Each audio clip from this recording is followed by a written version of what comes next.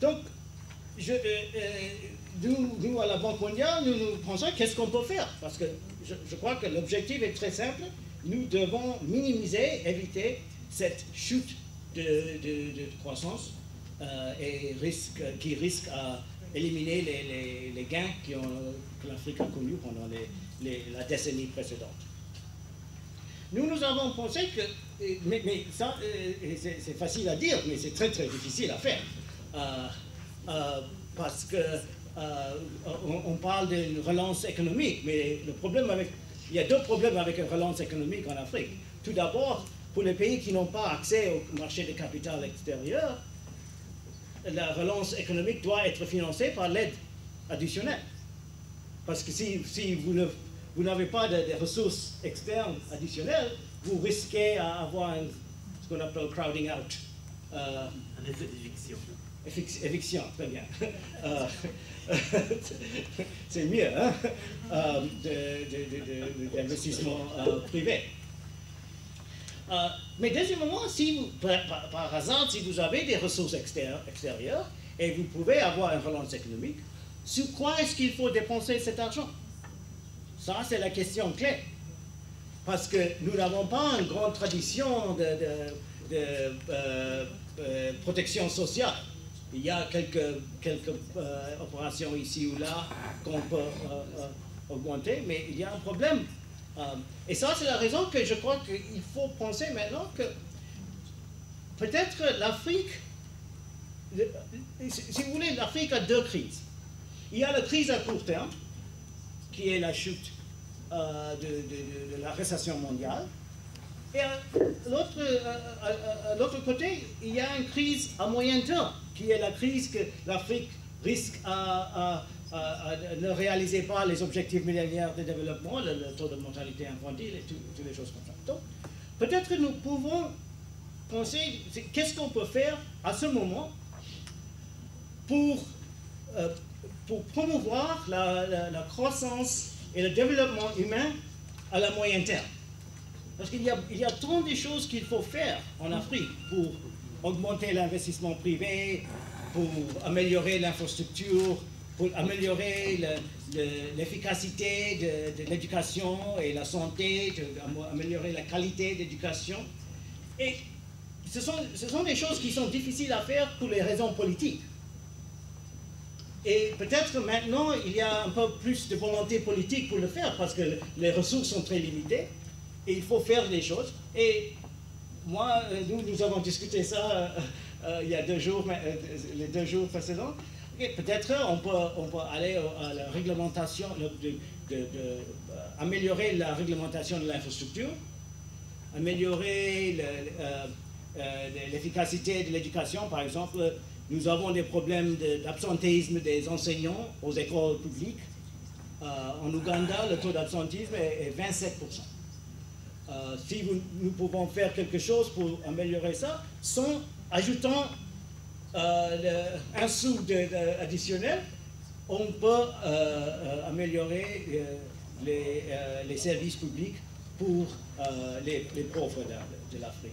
Donc je crois que c'est une crise, mais comme on dit en Chine, je crois, la crise est une opportunité.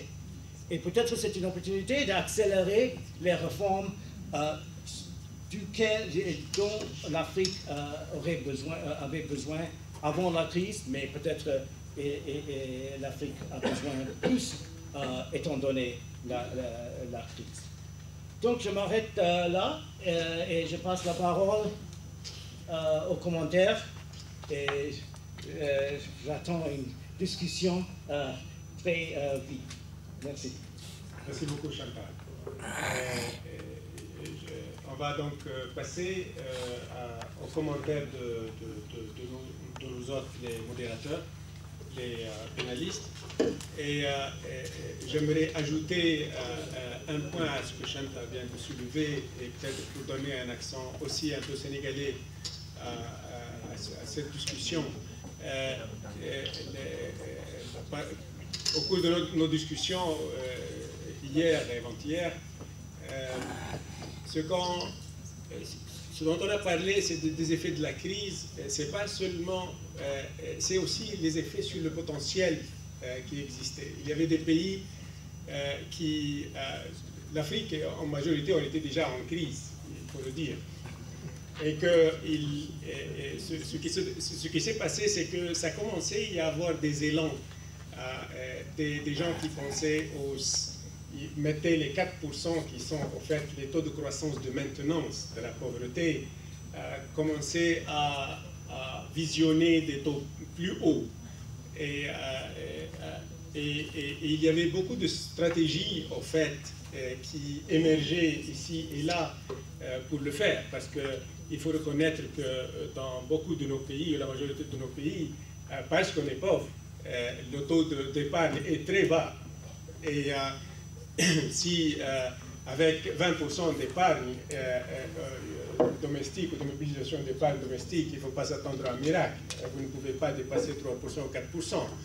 Et il y avait beaucoup de pays qui commençaient à miser sur des opportunités externes. Votre pays en est un. Et donc c'était des pays qui commençaient à prendre des risques de croissance en quelque sorte.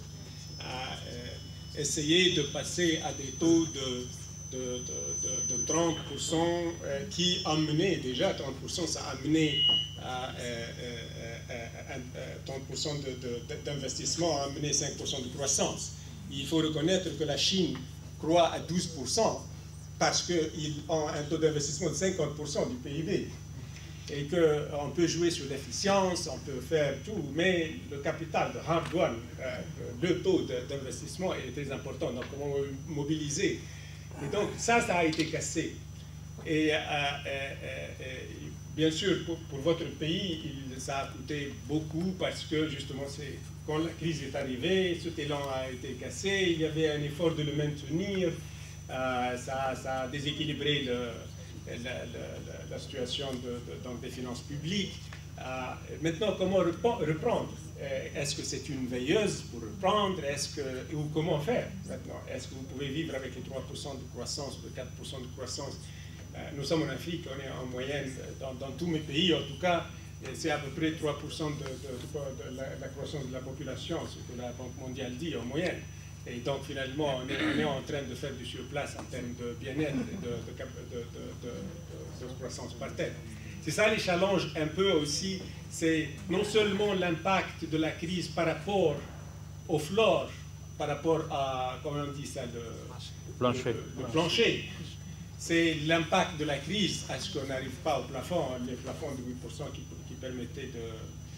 Sur ce, donc nos pénalistes, vous aurez de 5 à 10 minutes d'intervention et après on va ouvrir le débat pour des discussions.